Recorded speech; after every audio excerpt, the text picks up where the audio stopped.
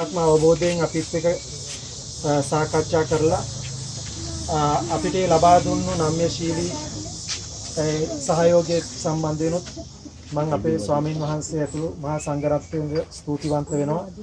ඒ වගේම ඉදිරි කටයුතු වලදී මම ඔබ වහන්සේලාගේ සහයෝගය මේ ආකාරයෙන්ම බලාපොරොත්තු වෙනවා ස්වාමීන් වහන්සේ.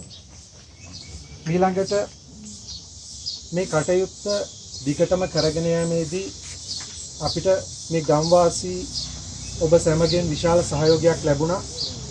අපිත් එක්ක මේ කටයුත්තට සම්බන්ධ වෙන්න කලින් ඇත්තටම අපේ තාත්තා අසනීප වෙච්ච වෙලාවෙදීම තාත්තව හොස්පිටල් එකට එක්කන් යන මොහොත දක්වා අපිට විශාල සහයෝගයක් මේ ගම්වාසී ඔබතුමාන්ලා අපිට ලබා දුන්නා.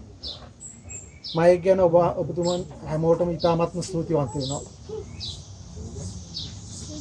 ඔබතුමන්ලාගේ සහයෝගය නැතිව අපිට මේ කටයුත්ත කරගෙන යන්න විශාල අභියෝගයක් වෙන්න ඉඩ තිබුණා. නමුත් ඔබ සම අපිට විශාල සහයෝගයක් ලබා දුන්නා. ඒ වගේම මේ කටයුත්ත පුරා අපේ ඥාතීන්ට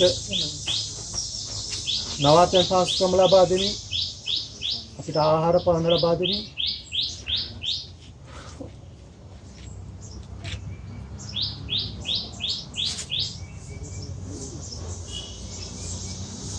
ඔබ සැම ලබා දුන්න මේ සහයෝගය ගැන මම ඔබ සැමට ඉතාමත්ම ස්තුතිවන්ත වෙනවා. ඒ වගේම තාත්තාගේ අභාවයේදී අපිත් එක්ක අපේ දුක බෙදාගෙන මේ කටයුත්ත මේ අවස්ථාවේ දක්වා කරගෙන යාමට අපේ ඥාතීන් ගම්වාසී වගේම කරදෙතියන ගමේ බදුල්ලේ අපේ ඥාතීන් අපිට විශාල සහයෝගයක් ලබා දුන්නා. මම ඒක සම්බන්ධයෙන් අපේ ඥාතීන්ට තාමත්ම ස්තුතිවන්ත වෙනවා. ඒ වගේම රොනාල්ඩ් පුතාගේ යාළුවෝ ටික පටන් ගත්ත වෙලේ ඉඳලා මේ වෙනකමුත් මම දන්නවා ඉදිරියට පුතාලා අපිට විශාල සහයෝගයක් ලබා දෙන බව. ඒක සම්බන්ධයෙන් පුතාලා හැමෝටම ස්තුතිවන්ත වෙනවා.